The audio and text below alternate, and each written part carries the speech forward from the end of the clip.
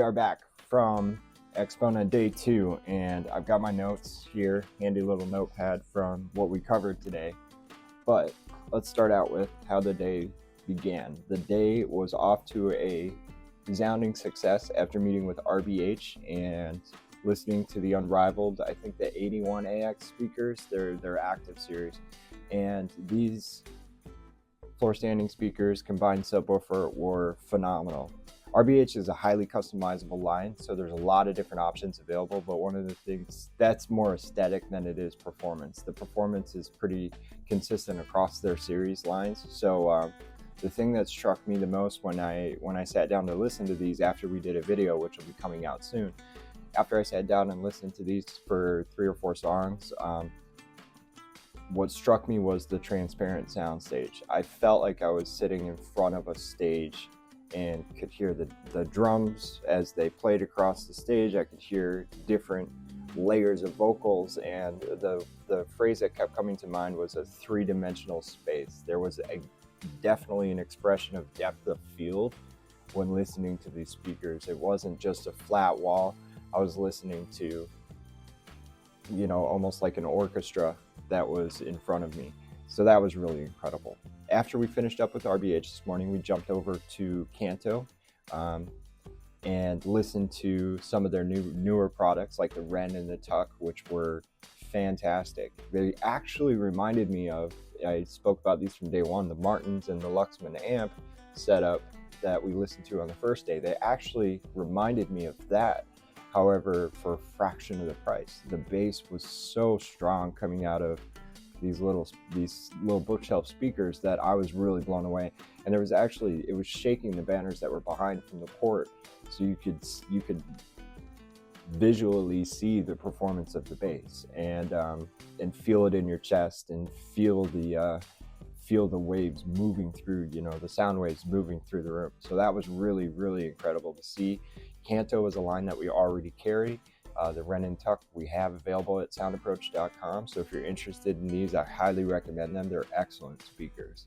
We also did a quick stop at Cambridge Audio and saw a couple of those pieces. I didn't get to listen to everything because we were kind of busy today and running around like chickens with our heads cut off.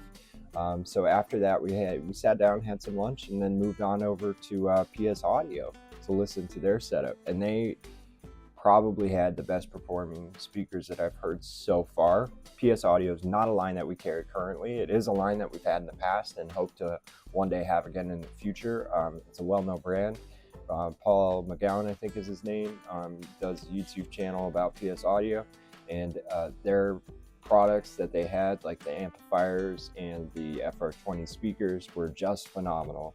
Their setup was incredible. I really liked the way they had their presentation for the display, and I'll probably cut in some videos of what we saw with PS Audio.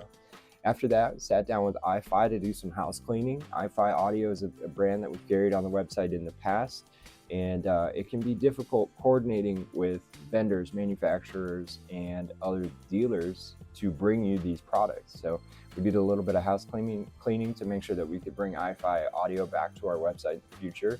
And I'm hopeful that that's something that we can have, because the headphone amps that they offer are excellent quality, they perform really well, and they're always coming out with new releases for things that a lot of people are interested in. So I'm happy that we'll be bringing iFi Audio back. Now, I also met with Triangle, Electro Compagnie, and Soul Lines, who we met with at the Florida Audio Expo, and I got to listen to the cello speakers for the first time. They were fantastic speakers, very dynamic, very clear and crisp. I would say a little bright probably for my listening taste, for me specifically, but overall an excellent sound, very clear and dynamic. And after that, I sat down and attended a presentation put on by Steve Gutenberg, who, as we all know, is a very well-known reviewer of audio equipment. The Autophiliac is his name, and he was presenting his thoughts and answering questions on the audio industry. And one of the things that he said that struck me, because obviously as a reviewer, I'm always torn between being a dealer and being a reviewer of products. And it's not so much the measurements of the products themselves, of each individual piece of audio equipment, that is important. It's more the impact that it has on you, the impression that you get from the piece of equipment, whether that be speakers, cables, the amplifier, whatever, the turntable, whatever it is. It's the impact that it has on you as a listener, and not necessarily the cost or the performance metrics that you're worried about. It's what you enjoy and what you appreciate and what is important to you as a listener.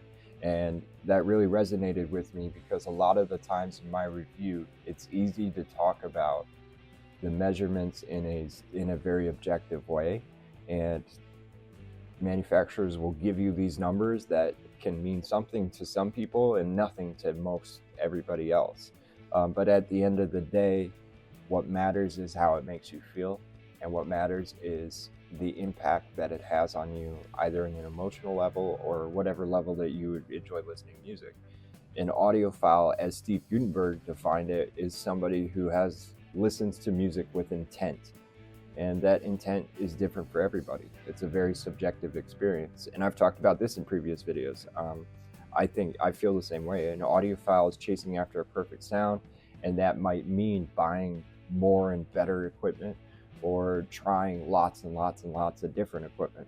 Coming from the side of somebody who's been able to experience lots and lots of different equipment, I can understand the desire and drive to find that sound that gives you the best impact. But it's an emotional thing at the end of the day. No matter who you are, I think it's an emotional thing. I think there's exceptions to that rule, but as a rule, I would say music is just an emotional impact. And if it's impactful to you, then you're going to enjoy it. And if it's not impactful to you, then you're not going to enjoy it. It's as simple as that.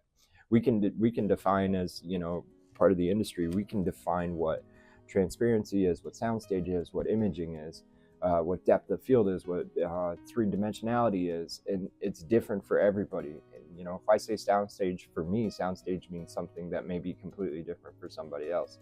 And these concepts they've been around for a long time. So if you talk about soundstage, and somebody will recognize what it is when they listen, they may not know how to define it, just like I don't know how to define it exactly.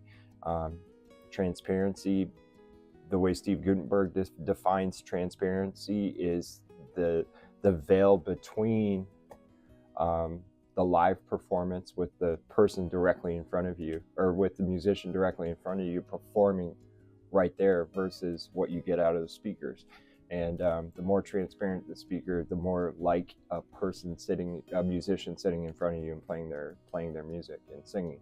And it's difficult to have total transparency. I use that word to define the PS audio because it felt like I was in a music hall, rather than, same with RBH. RBH was incredibly transparent as well, because it didn't feel like I was listening to speakers. I felt like I was listening to a stage of sound, and that's different. And different from soundstage too. But these terms are all related, and they're all combined and all different for different people. So that was pretty much what we covered today. We didn't visit a lot of rooms, and we didn't listen to a whole lot of different things today. Obviously there's stuff, as we were passing rooms and going in and out of rooms, we heard things, but the things that jumped out to me today were the RBH speakers, the Kanto speakers, and the PS Audio speakers. And again, the Kanto speakers, they stand out because they outperformed my expectations. I hope that makes sense. They're a very good value and a very good performance for the cost that they have. And for sub $1,000 speakers, it's difficult to find high-performing, high-end audio. So I think they have a really good product. They just recently rebranded. I think I mentioned that before. They've rebranded, and they've got some new finish options for some of their items, like the Wren and the Tuck have some new finish options, I believe, and they've even got a couple of new products. Kanto is a line that we carry on the website, so if you're interested, please visit soundapproach.com.